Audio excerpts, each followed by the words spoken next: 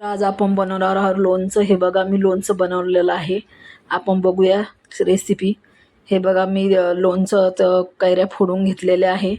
आता ते आपल्याला स्वच्छ करून घ्यायचे आहे. छान आपल्याला एक एक कैरी पूर्ण पुसून घ्यायची आहे, जेणेकरून लोणचं चांगलं राहील आपलं. आता हे बघा मी पूर्ण हळद, तिखट, नमक घेतलेलं आहे. हे बघा आता ते नमक आपण कैरीमध्ये घालून घेणार आहोत. कैरीमध्ये घातल्यानंतर आपण परत हळद त्याच्यामध्ये घालणार आहोत. साधारण छोट्या छोट्या वाट्या भरून अर्धाला मी घेतलेला आहे. मी तसा रेडीमेड मसाला याच्यामध्ये यूज करणार आहे, पण जेणेकरून हे लोणचं खराब होऊ नये म्हणून मी याच्यामध्ये हळद आणि नमक एक्स्ट्रा घातलेलं आहे. आता तुम्ही हे छान मिक्स करून हाताने पूर्ण कैऱ्याला हळद आणि नमक लागल्या गेलं पाहिजे असं मिक्स करून घ्या. हे बघा आता मी तेल गरम करून थंड घेतलेलं आहे. आता त्याच्यामध्ये आपल्याला बेडेकर मसाला घालायचा आहे. मी 2 किलोचं कैऱ्या घेतल्या होत्या. 2 किलो मी 2 बेडेकर मसाला घेतलेला आहे पुड्या. साधारण 2 किलो परफेक्ट माप आहे त्याच्यामध्ये.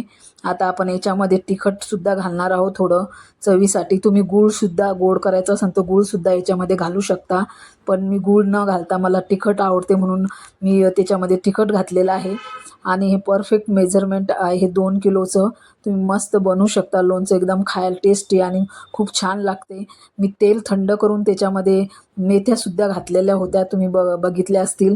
आता हे मसाला तयार झालेला आहे. आता त्याच्यामध्ये पूर्ण आपल्याला थोडं थोडं कैऱ्यात घेऊन त्याच्यामध्ये छान त्याला मिक्स करून घ्यायचं आहे, का जेणेकरून कैरीला पूर्ण मसाला लागल्या गेला पाहिजेत. हे बघा कैरीला पूर्णपैकी मसाला लागलेला आहे, जेणेकरून आपलं लोणचं वर्ष किंवा 2 वर्ष टिकतात आणि बिलकुल खराब होत नाही. तुम्ही बघू शकता. आता आपल्याला हे लोणचं भरणं झाल्यानंतर आपल्याला एका गंजामध्ये रात्रभर आपल्याला हे लोणचं ठेवून द्यायचं आहे, कारण की रात्री त्याला पाणी सुटते छान. तुम्ही सकाळी बघू शकता लोणचाला तेलसुद्धा सुटलेलं आहे. बघू शकता किती छान कलर आलेला आहे. 2 किलोचं परफेक्ट मेजरमेंट आहे. तुम्ही बघू शकता मी आता भरणीमध्ये भरून ठेवलेलं आहे.